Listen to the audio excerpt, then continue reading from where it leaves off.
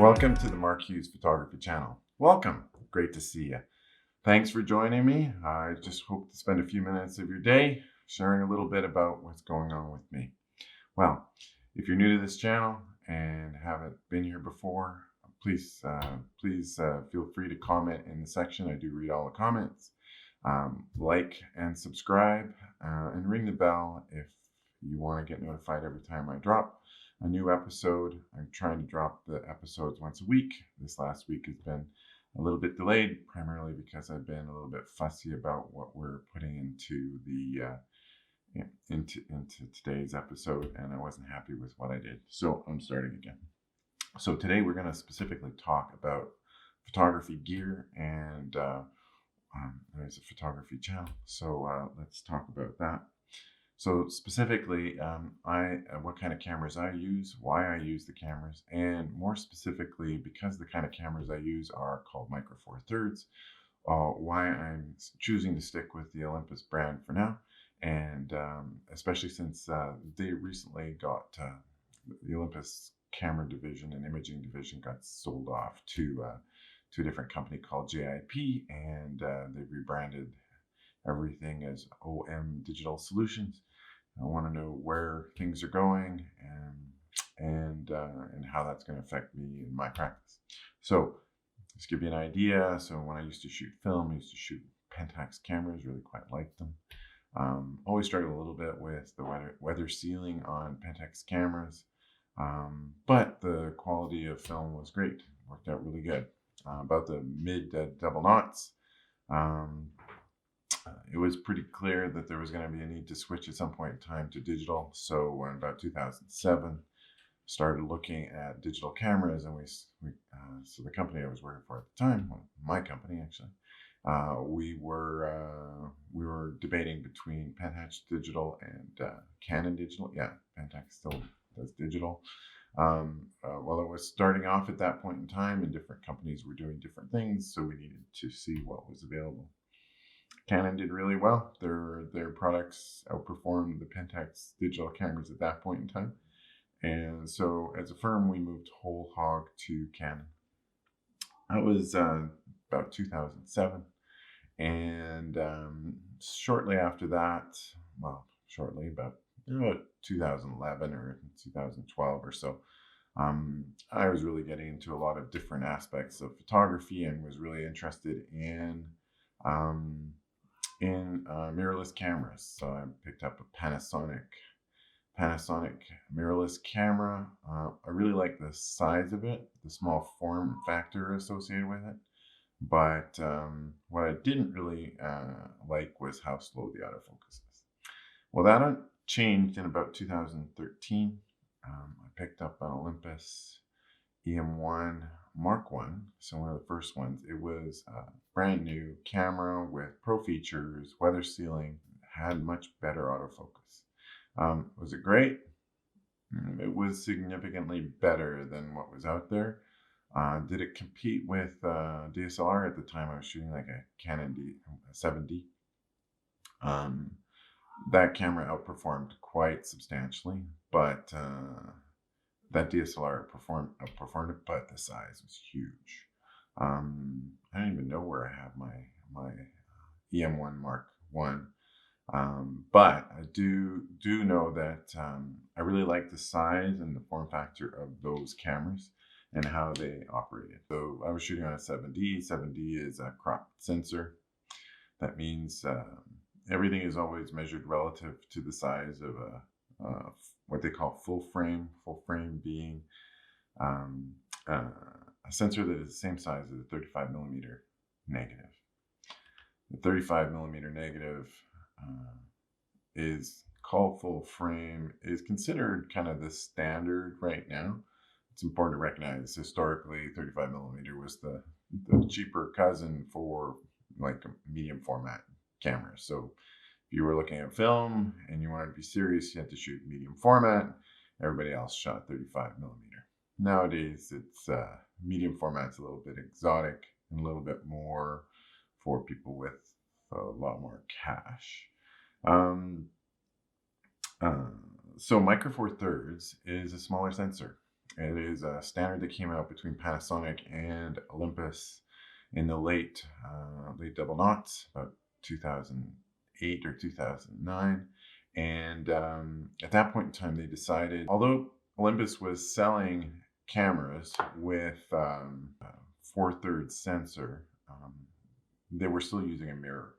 So when Panasonic and Olympus joined forces to come up with an a relatively open standard for the micro 4/3, that was, it's an unfortunate name, but it basically is the name of a format that uses a 4/3 sensor. That means the proportions are 4:3, whereas most other camera sensors are 3:2, so 3 wide, 2 high. And it would be about a quarter of the size or the area of a 35 millimeter negative. Now, Olympus has historically gone with smaller gear and smaller size, so it fit really well with their fundamental ethos.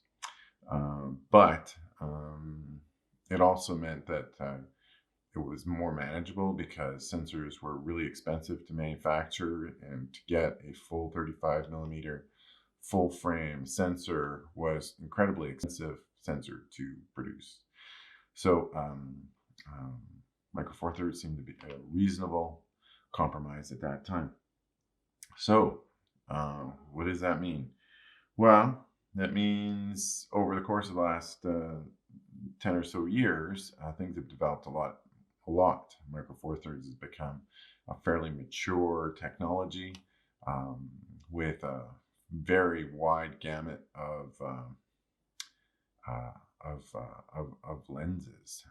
So you can get lenses from Olympus and Panasonic and a number of other third-party manufacturers that all fit on micro 4/3. So the thing is, if you buy a lot of name brand cameras, so if you buy a Sony E-mount, you have to have a lens that fits that.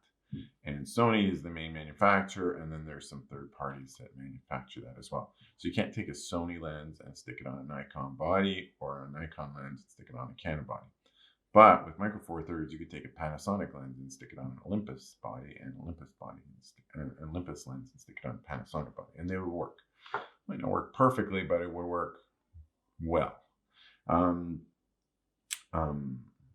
And the thing about having a smaller sensor is that fundamentally you can use smaller lenses. The lenses, there's optics, and there is physics of how optics works. And it's super important that when you're manufacturing, that you realize that the size of the glass in your lens is important to how much is projected on the sensor. So the bigger the sensor, the bigger the size of the glass, and the glass can get really heavy. So in general, well, almost entirely, micro 4/3 lenses are smaller for comparable quality to a full frame lens. I personally am incredibly thrilled with the features in the Olympus system. They have some really cool cutting edge computational photography built into the cameras, the kind of computational photography that really doesn't exist in any other manufacturer. Things like live composite, live ND. There's a built-in time lapse, which was cutting edge at the time. Now it's available in other manufacturers. There's a whole bunch of little features. They're all little features, but they add up to a whole lot, and that's what I really like. I also really like the build quality. There's certain features associated with Olympus lenses that I really like, that are available on a couple other makes, but not widely. So all the pro lenses for Olympus have these neat feature where you have a manual clutch on the lens. So if you take the lens and you pull the clutch back, it basically is now manual focus. So you can focus manually, or you can switch it so that it's autofocus.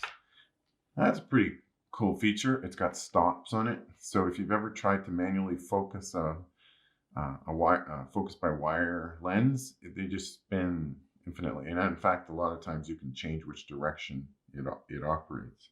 Coming from a Canon user, All of the stuff on the Olympus basically turns and goes the same direction as a Canon. Like Nikon, you zoom in the opposite direction and you turn you mount the lens on, turning it in a different direction. So these were all things that I was really familiar with shooting Canon. I think the big thing for me was when I traveled to England, I took a backpack full of camera gear. I was super excited to go. It was a big trip and it was heavy. It was really heavy. So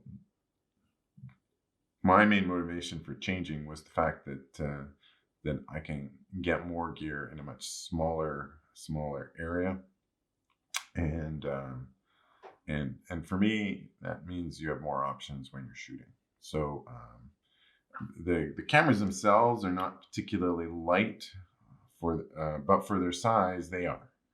So yeah. So I really like the build quality. I think it's got fantastic features. I like the fact that it uses smaller lenses. The bodies are about the same size as a lot of other mirrorless cameras, but mirrorless was always the way to go. It basically, at the time, Micro Four Thirds were the only ones shooting like totally mirrorless. Sony kind of came afterwards, and Fuji. And these are manufacturers that have really done well in the mirrorless market.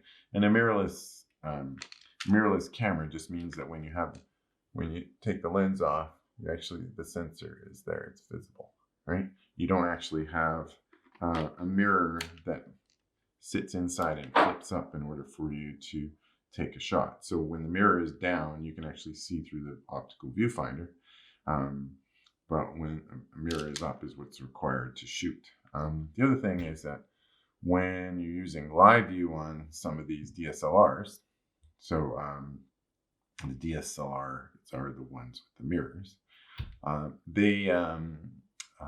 they would use contrast only focusing, which is a type of focusing that was really slow, and which is why the original Micro Four Thirds cameras were really slow. It's quite a precise way of focusing, but it's slow. I mean, that's changed. More recent cameras are all focusing quite fast, but 10 years ago, it was a bit of a different story.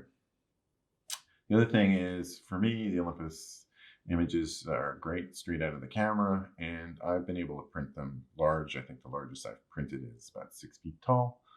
I've also printed one 6 feet wide, and they turned out fantastic. The other thing that's really nice about what I like about the Olympus stuff is the connectivity is pretty simple. So if you want to connect it to your smartphone or use your smartphone as a remote, you can take shots directly with your smartphone, and getting it to your smartphone is simple enough. That is not the case with all manufacturers. So if you're looking for a new brand and trying to check it out, I think that kind of feature is the kind of feature you want to make sure you understand before you buy the camera. So it may take great camera shots, but if you can't get them out or share them or do whatever, it becomes a bit of a pain in the butt to try and use it. And finally, the other big issue with Olympus that I really like is their Pro line is all weatherproof. I live fairly far north in Canada, and in the winter we have some people like to joke that we have 8 months of winter and 4 months of tough sledding, which basically is an allusion to the fact that we have a lot of snow. We have a lot of snow, a lot of cold. So the weather here is a little bit tough. So the Olympus cameras not only are weatherproof or weather resistant and weather sealed, they're good for freezing conditions. There's a freeze-proof aspect to it. And even though the temperatures that I typically expose my cameras to are well below the threshold that is recommended or the limit that is specified for these cameras, I've never had a problem. And knock on wood, I'm sure that I really am pleased with how that works. Now, so I shoot Olympus. This is an EM1X. This is kind of one of the flagships. The other flagship I have is the one that's recording this, which is the EM1 Mark 3. I have a lot of Olympus gear. I have a lot of Olympus cameras, and I shoot professionally. I shoot pets, portraits, and landscapes.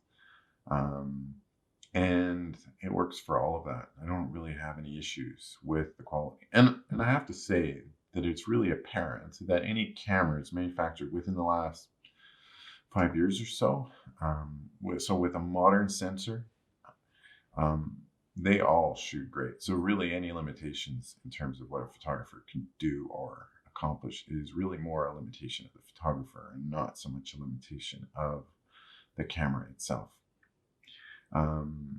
So Olympus got sold. So it's been a really hard time. We're just hopefully in the tail end of pandemic, but it has been a very tough time for camera manufacturers in the last number of years.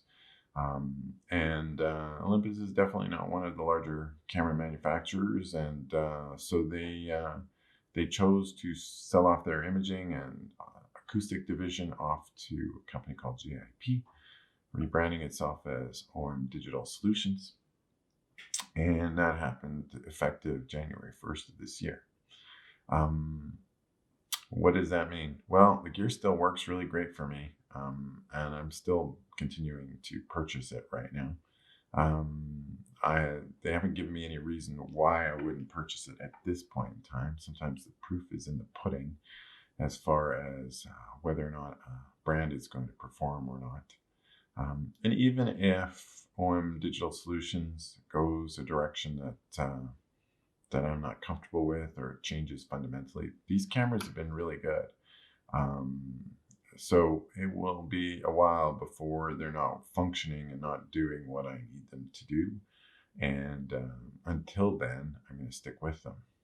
I think that's the most sensible thing. There's no point in just abandoning a system that still currently works great and does everything that I need to do in order to satisfy some unknown about what might happen or what might not happen with a company. I can't imagine a company looking